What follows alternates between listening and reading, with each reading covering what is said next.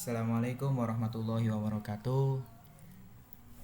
Selamat pagi, selamat siang, selamat malam kepada Pak Asril maupun kawan-kawan yang menonton video ini. Perkenalkan, nama saya Fadlan Nazif Azizi, NIM 16521311.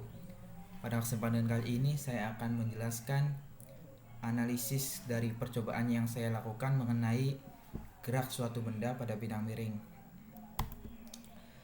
Kasus yang saya ambil kali ini adalah saya akan melepaskan suatu benda dari ujung bidang miring tanpa kecepatan awal, sehingga benda akan jatuh ke dasar bidang miring akibat dari adanya percepatan gravitasi bumi dan hambatan dari gaya gesek.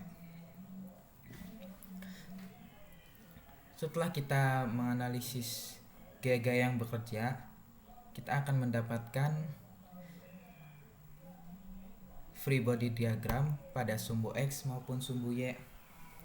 Kita mengambil arah sumbu X sejajar dengan arah gerak benda atau sejajar dengan bidang miring, dan arah sumbu Y yang tegak lurus dengan sumbu X. Pada arah sumbu X, kita dapat menemukan gaya yang bekerja, yakni gaya Fg sin theta dan juga gaya gesek kinetik. Sedangkan pada sumbu Y, kita mendapatkan gaya yang bekerja, yakni gaya kontak antara bidang miring dan benda, juga gaya Fg cos theta atau gaya berat benda yang pada arah Y. Pada sumbu Y, resultan gaya yang bekerja sama dengan 0, sehingga kita akan mengetahui gaya kontak antara benda dan bidang miring sebesar Fg cos theta. Sedangkan pada sumbu X, resultan gaya yang bekerja sama dengan massa benda dikali percepatannya. Nah, resultan gaya pada sumbu X tersebut dapat kita ketahui sebesar Fg sin theta dikurangi gaya gesek kinetiknya, yang akan sama dengan massa benda dikali percepatannya. Kemudian kita akan mengetahui jika gaya gesek kinetiknya tersebut terjadi akibat gaya kontak antara benda dan bidang miring dikali koefisien gesek kinetik, sehingga kita akan mendapatkan persamaan Fg sin theta dikurangi Fg cos theta dikali mu k akan sama dengan massa benda dikali percepatannya. Nah, seperti inilah video percobaan yang telah saya lakukan.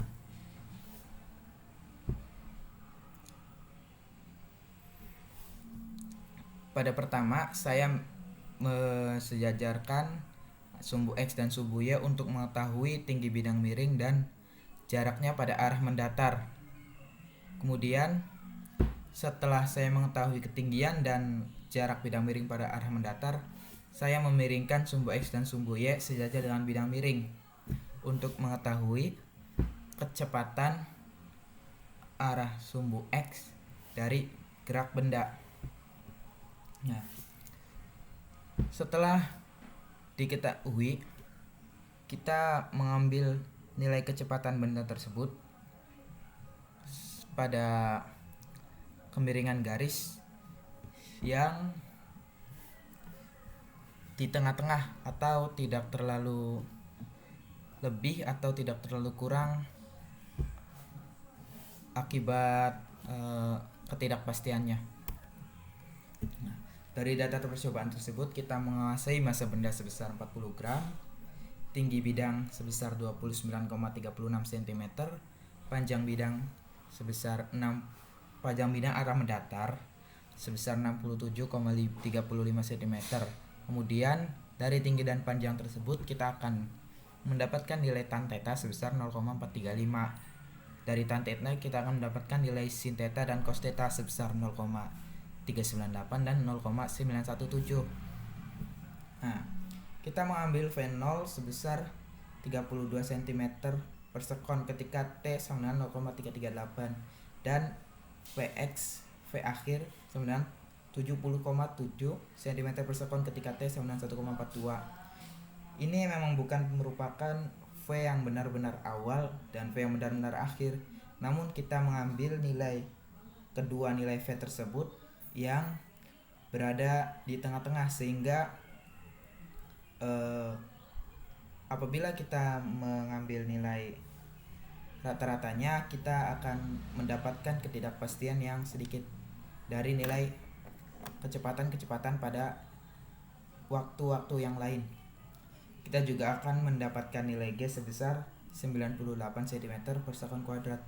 Kemudian kita akan mencari nilai percepatan dari rumus LBB yang pertama, sehingga kita akan mendapatkan nilai percepatan sebesar 35,83 cm per sekon kuadrat. Nah, setelah kita mendapatkan nilai percepatan, kita kembali ke persamaan pada sumbu X yang pertama. Persamaan pada sumbu X yang pertama yakni Fg sin theta dikurangi F karena kinetik sama dengan massa benda dikali percepatannya. Setelah itu kita keluarkan